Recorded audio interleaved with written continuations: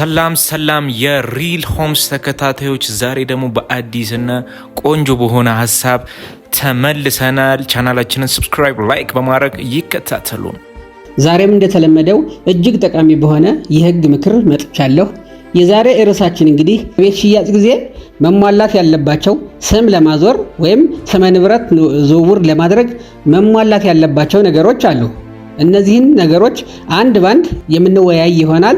አሁን ቀጥታ ወደ ቪዲዮ እንሄዳለን ማለት ነው። እንግዲህ አንደኛ የሚያስፈልገው ምንድነው? በህግ አግባብ የተዘጋጀ የውል ሰነድ ያስፈልጋል ማለት ነው። በህግ አግባብ የተዘጋጀ የውል ሰነድ ይዘን ወደ ሰነዶች የሥራ ሂደት መሄድ አለብን ማለት ነው። ሁለተኛው መሟላት ያለበት ምንድነው? የቤት ካርታ ነው። የቤት ካርታ ወይም የባለቤትነት ማረጋገጫ ሰነድ። ይህን የቤት ካርታ ይዘን ወደ ሰነዶች የሥራ ሂደት እንመጣለን ማለት ነው፣ ወደ ፍትህ። ሁለተኛው ይሄ ነው። አንደኛው በህግ አግባብ የተዘጋጀ የውል ሰነድ ነው። ሁለተኛው የይዞታ ማረጋገጫ ወይም ካርታ ነው ማለት ነው። ሶስተኛ ግብር የተከፈለበት ደረሰኝ፣ ግብር የተከፈለ መሆኑን የሚገልጽ ደረሰኝ ያስፈልጋል ማለት ነው። አራተኛ የተዋዋይ ወገኖችና የምስክሮች የታደሰ መታወቂያ ያስፈልጋል ማለት ነው። ተዋዋይ ወገኖች ግራቀኙ እና የምስክሮች የታደሰ መታወቂያ ያስፈልጋል ማለት ነው። አራተኛው ይሄ ነው። አምስተኛው ሻጭ ቤቱን የሚሸጠው በውክልና ከሆነ የውክልና ማስረጃ ያስፈልጋል ማለት ነው። የውክልና ማስረጃ ያስፈልጋል ማለት ነው። እንግዲህ ካሁን በፊት ስለ ውክልና ቪዲዮ ሰርቻለሁ። በፍትህ ይሰጣል ህጋዊ የሆነ የውክልና ማስረጃ ያስፈልጋል ማለት ነው። አምስተኛው ይሄ ነው። ስድስተኛ የትዳር ሁኔታ ነው። ሻጭ ያላገባ ከሆነ በሸንጎ ያለገባ መሆኑን የሚገልጽ ማስረጃ መቅረብ አለበት። ይህም ማስረጃም የቅርብ ጊዜ ማስረጃ መሆን አለበት። ከ6 ወር ያልበለጠ በቅርብ ጊዜ የተጻፈ ትዳር የሌለው መሆኑን የሚገልጽ የትዳር ማስረጃ ያስፈልጋል ማለት ነው። ከሸንጎ የሚመጣ ያላገባ ከሆነ።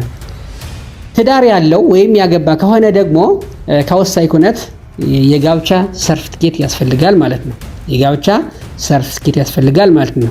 ያገባ ከሆነ እንግዲህ የባለቤቱ ወይም የሚስቲቱ አሁንም የታደሰ መታወቂያ ያስፈልጋል ማለት ነው።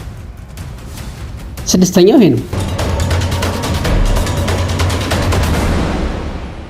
ሰባተኛው ቤቱ ከዕዳና ከእገዳ ነፃ መሆኑ በማዘጋጃ ቤት ይጣራል ማለት ነው። እንዲጣራ ይደረጋል ማለት ነው። ስምንተኛ የቤቱ ግምት ነው። ስምንተኛ የቤቱ ግምት በማዘጋጃ ቤት ይጣራል ማለት ነው። የቤቱ ግምት በማዘጋጃ ቤት ይጣራል። ይህም አቃቢ ህጉ ይጽፋል። በአቃቢ ህጉ ትዕዛዝ መሰረት ተጣርቶ ይመጣል ማለት ነው። ዘጠኛ የገቢዎች ክፍያ ነው። የቴምብር ክፍያ 2% እና የአገልግሎት ክፍያ ይከፈላል ማለት ነው። ለገቢዎች ይከፈላል ማለት ነው። እነዚህ ሁሉ ከተሟሉ በኋላ ግራቀኙ በሰነዶች የሥራ ሂደት ይዋዋላሉ፣ ይፈራረማሉ ማለት ነው። ምስክሮች ይፈርማሉ፣ ግራቀኙ ሻጭና ገዥ ይፈርማሉ።